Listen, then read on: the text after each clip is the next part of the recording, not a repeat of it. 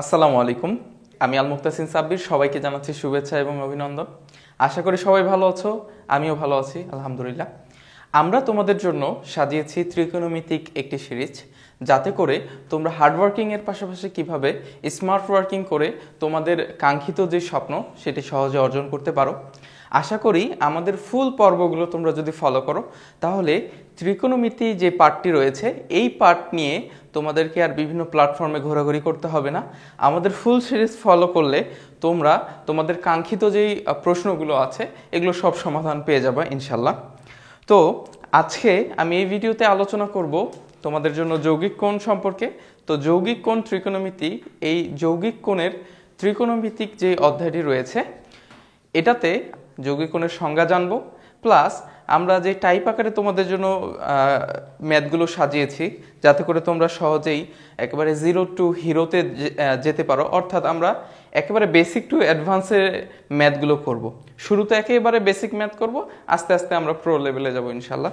তো তোমাদের জন্য আমি প্রথমে আলোচনা করব যৌগিক কোণ কাকে বলে, এরপরে টাইপ 1 এবং টাইপ 2 নিয়ে আলোচনা করব ইনশাল্লাহ।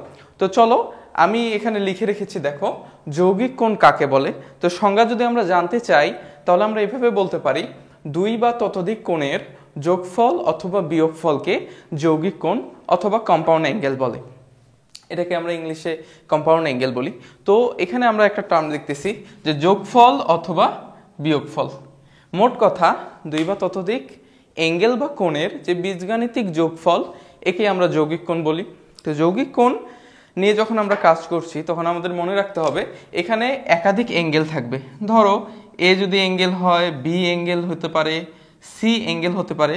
এগুলো দিয়ে আমি আসলে অ্যাঙ্গেল বোঝাচ্ছি। এর পরিবর্তে কিন্তু আলফা, তারপরে বেটা ইত্যাদি থাকতে পারে। হ্যাঁ, এগুলো আসলে কোণ।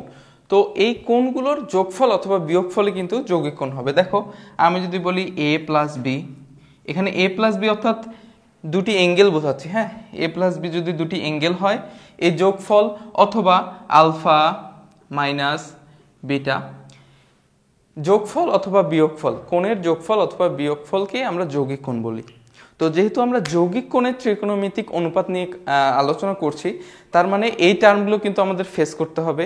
তোমরা আমাদের এই অধ্যায়ের জন্য যে প্রয়োজনীয় সূত্র বলো, প্লাস আমরা যেই প্রবলেমগুলো সলভ করব, সেই সব ক্ষেত্রে কিন্তু আমাদের যৌগিক কোণ নিয়ে কাজ করতে হবে, এটা মাথায় রাখো। তো চলো আমরা কিছু প্রয়োজনীয় সূত্র দেখি। এই যৌগিক কোণের ত্রিকোণমিতিক অনুপাত এই অধ্যায়টি করতে যেই প্রয়োজনীয় সূত্রগুলো দরকার সেগুলো নিয়ে আলোচনা করব, দেন আমরা ম্যাথের দিকে যাব। হ্যাঁ, তো আশা করি এই সংজ্ঞা নিয়ে তোমাদের আর কোনো প্রশ্ন নেই। হ্যাঁ, যে যৌগিক কোণ কাকে বলে এটা আমরা বুঝলাম, এবং একাধিক যে অ্যাঙ্গেল নিয়ে আমরা কাজ করব সেটাও কিন্তু বুঝলাম। এই সূত্রতে বলো বা ম্যাথে সব জায়গায় কিন্তু আমাদের একাধিক অ্যাঙ্গেল নিয়ে কাজ করতে হবে এই অধ্যায়, এটা তোমরা মাথায় রাখো। আশা করি এতটুকু তোমরা বুঝতে পেরেছো। তো এই অধ্যায়ে কি কি প্রয়োজনীয় সূত্র লাগবে আমি তোমাদেরকে সহজে এটা লিখে দিচ্ছি।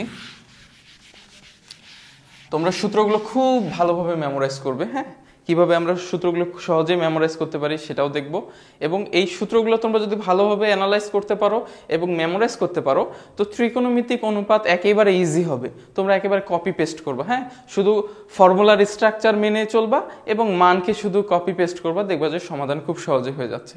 তো চলো এখন আমরা প্রয়োজনীয় সূত্র দেখব।